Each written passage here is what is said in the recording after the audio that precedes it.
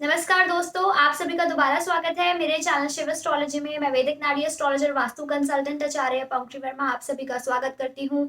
आप अगर अपने लाइफ के दुखों के कारण और निवारण दोनों जानना चाहते हैं तो इस वीडियो को एंड तक जरूर देखें। और अगर आपको ये वीडियो अच्छी लगती है तो लाइक बटन को जरूर हिट करें, इस वीडियो को शेयर करें, क्योंकि जितना आप इस वीडियो को शेयर करेंगे लोग भी अपने दुखों के कारण और निवारण साइंटिफिक वे में जान पाएंगे। इस वीडियो में मैं आपसे डिस्कस करने वाली हूँ केतु ग्रह के बारे में। जब वो द्वादश भाव में यानी 12वें स्थान में 12th हाउस में बैठता है तो किस प्रकार से प्रभाव ऐसे नेटिव को मिलते हैं।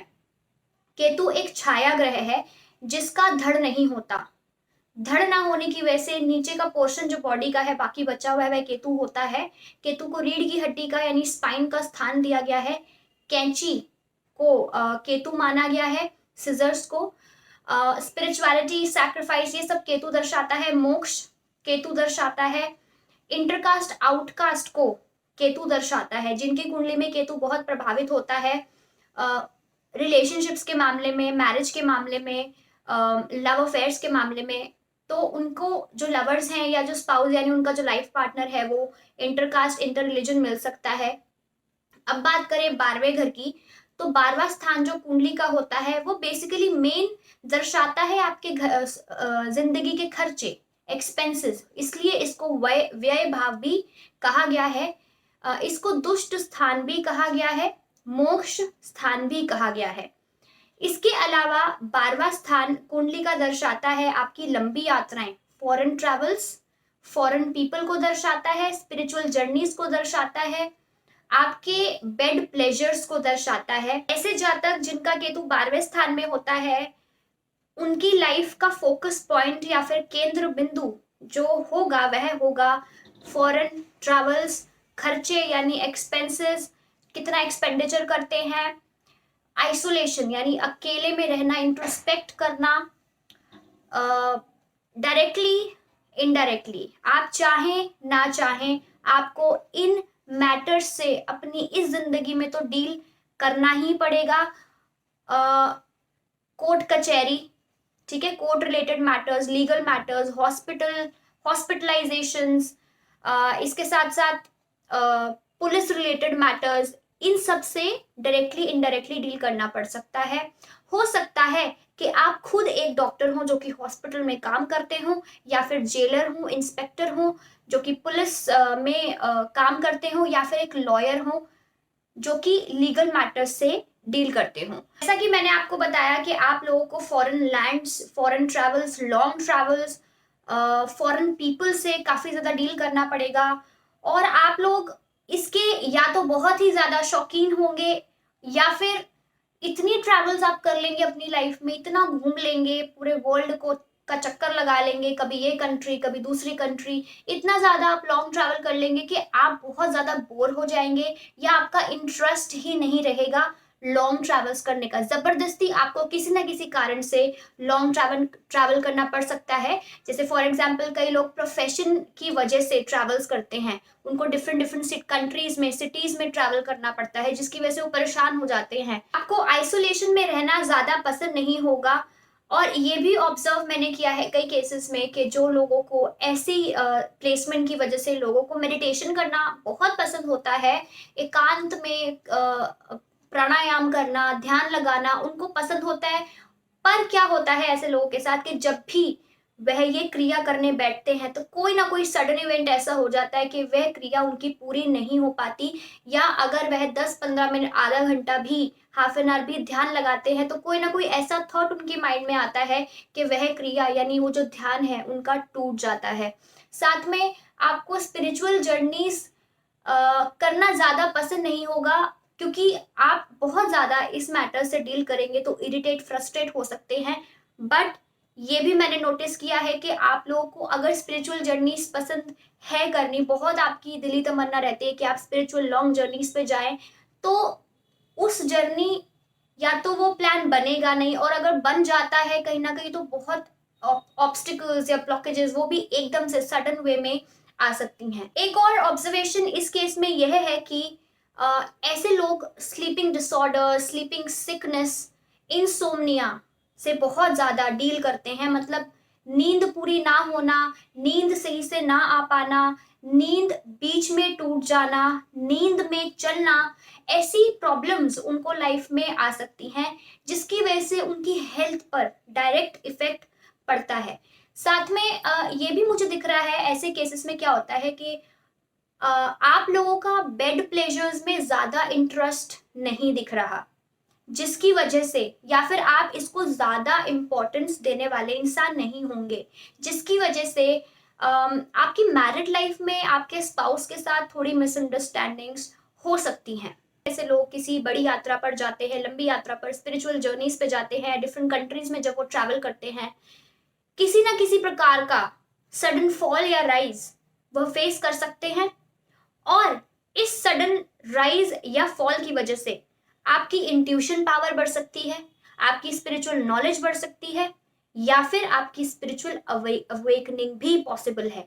जब भी आप किसी लंबी यात्रा पर जाएंगे, कोई भी लंबी यात्रा हो, XYZ, आपको इस प्रकार के लोग ज्यादा मिलेंगे जो कि आपको स्पिरिचुअली ज्यादा गाइड करेंगे। ऐसे लोगों से आप ज्यादा टकराएंगे जो बहुत ज्यादा स्पिरिचुअल होंगे, आपको नॉलेज उनसे ज्यादा मिलेगी। आप मैरिड हैं तो आपके इन लॉज की बात भी कर लेते हैं, यानी आपके ससुराल वालों की बात।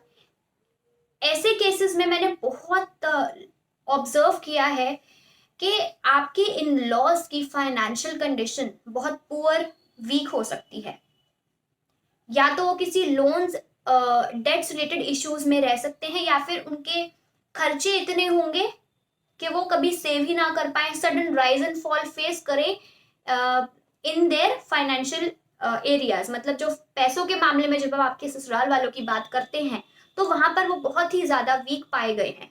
बहुत ही इंटरेस्टिंग ऑब्जर्वेशन ऐसे प्लेसमेंट में यह देखी है मैंने कि ऐसे लोग जिनका केतु 12वें में होता है, वे पास्ट लाइफ में एक ट्रैवलर रहे हों या फिर फिशरमैन रहे हों, यानी जो मछलियां पकड़ता है वो रहे हों आप। साथ में जब भी आप किसी लंबी यात्रा पर जाते हैं, बहुत ही हाई चांसेस हैं कि आप किसी मैजिक को एक्सपीरियंस करें। ठीक है, मैजिक, तंत्र मंत्र, ब्लैक मैजिक, वशीकरण, तो इस प्रकार के मैजिक को आप एक्सपीरियंस कर सकते हैं जब आप कोई भी लंबी यात्रा पर जाते हैं। अगर आपके साथ ऐसा हुआ है तो कमेंट बॉक्स में मुझे जरूर बताएं। इसमें यह भी बहुत हाई पॉसिबिलिटी है कि आप खर्चे बहुत कम करते हो, आपका नेचर ही ऐसा है कि आप खर्चे बहुत कम करें, और दूसरों को भी आप एडवाइस देते होंगे कि सेविंग्स करें ज्यादा, एज कंपेयर टू खर्चे करने के, एक्सपेंसेस करने से ज्यादा आप सेव करें। तो एक एडवाइजिंग नेचर इस एरिया में दिख रहा है।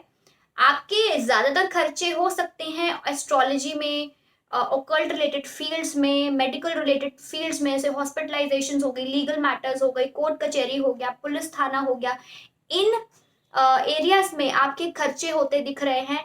हो सकता है ट्रैवलिंग में, वो तो होगा ही होगा। देखिए, मैं जब यहाँ पर बात कर रही हूँ हॉस्पिटलाइजेशंस की, कोर्ट कचहरी की, लीगल मैटर्स की, पुलिस थाना की, तो इसका मतलब ये नहीं है कि आप डायरेक्टली ही इन्वॉल्व होंगे। हो सकता है आप इनडायरेक्टली इन्वॉल्व किए जाए किसी की वजह से। दादी और नाना, इनकी बात करें तो बहुत ही ज्यादा स्पिरिचुअल दिख रहे हैं। आप इनसे स्पिरिचुअल नॉलेज खूब सारी बटोर सकते हैं।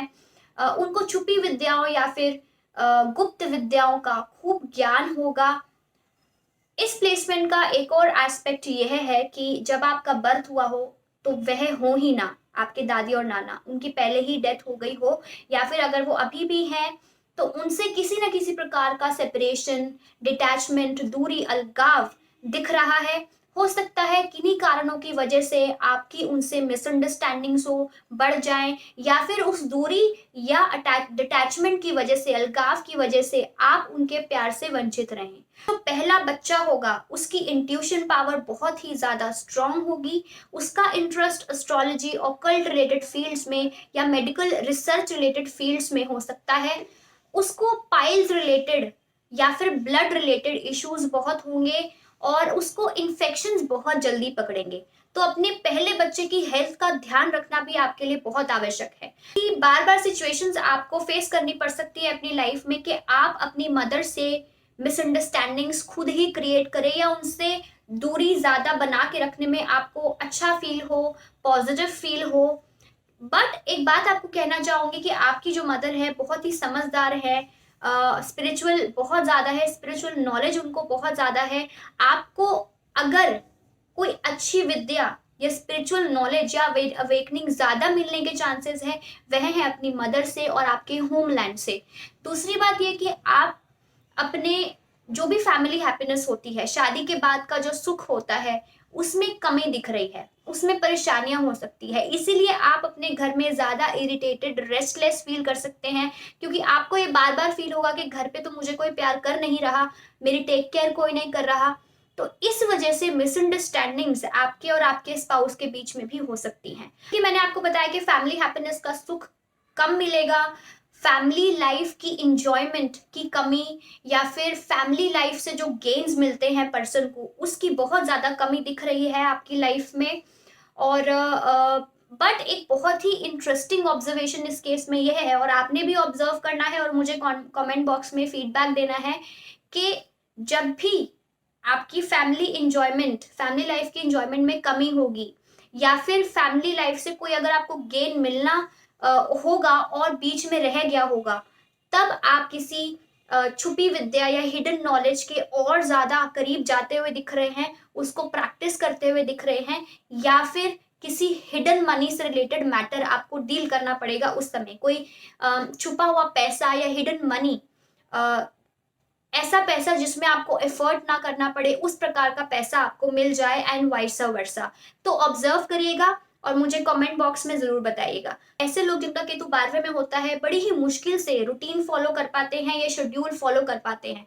अगर शेड्यूल टाइम टेबल बना भी लेते हैं तो बड़ी जल्दी उस ट्रैक से हट जाते हैं, कंफ्यूज रहते हैं, लॉस्ट रहते हैं, या फिर वो शेड्यूल फॉलो ही नहीं कर पाते, ऐसी सिचुएशंस आ जाती हैं।